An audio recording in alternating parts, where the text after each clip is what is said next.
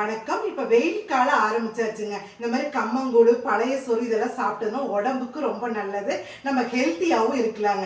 இப்போ நம்ம கருப்பு கவுனி அரிசியும் கம்பும் வச்சுதான் நம்ம கம்மஞ்சோறு ஆக்க போகிறோங்க. எப்படிங்கிறத பார்க்கலாம் வாங்க.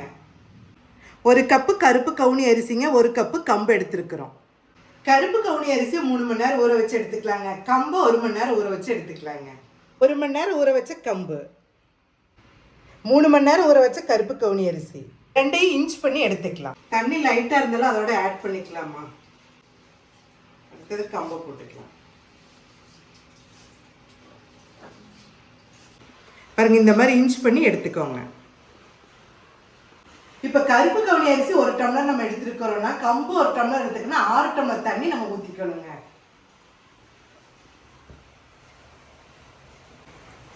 இன்ச் பண்ண கம்பையும் கருப்பு கவுனியும் கொதிக்கிற தண்ணியில போட்டுக்கலாங்க.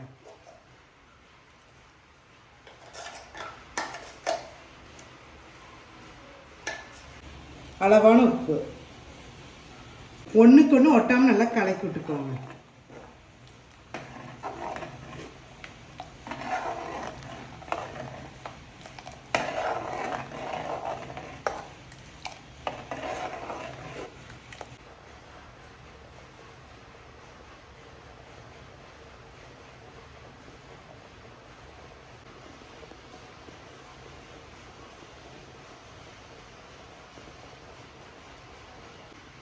நல்லா தளப்புலப்புலன்னு கொதிச்சிருச்சுங்க. இப்போ குக்கரை மூடி நம்ம ஒரு 5 விசிலுக்கு மட்டும் விட்டு எடுத்துக்கலாங்க.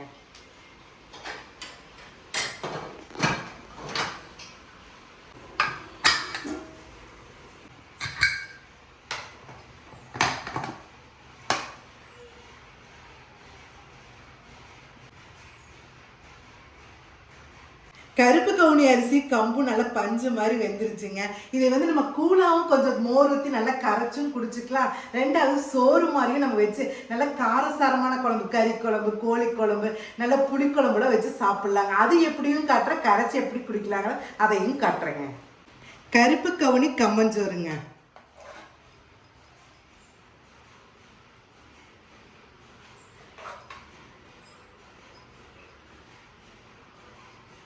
இப்போ கொதி இருக்கிறனால இப்போ கொஞ்சம் தண்ணி மாதிரி தெரியுதுங்க. இது கொஞ்சம் ஆற வச்சு நீங்கள் எடுத்தீங்கன்னா அப்படியே சாப்பாடு மாதிரி வருங்க.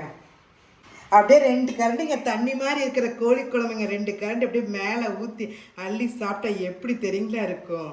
இந்த கருப்பு கவுனி கம்பு சேர்ந்த சாப்பாட்டுக்குங்க இந்த கோழி குழம்பும் நல்லா இருக்குங்க, நல்லா மீன் குழம்பு சூப்பராக இருக்குங்க.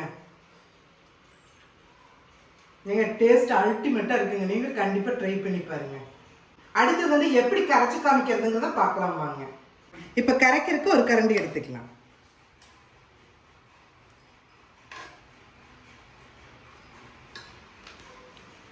இப்போ இதுலேயே நம்ம சாப்பாட்டில் உப்பு போட்டிருக்கனால உப்பு தேவையில்லைங்க. இப்போ மோர் அடிச்சு வச்ச மோரை ஊற்றிக்கலாங்க.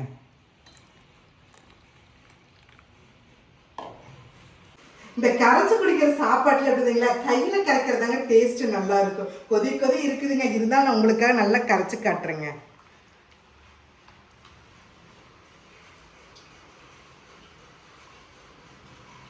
நல்லா கரைச்சாச்சுங்க. இப்போ டேஸ்ட் பார்த்தலாங்களா. அதோட ஒரு சின்ன வெங்காயங்க,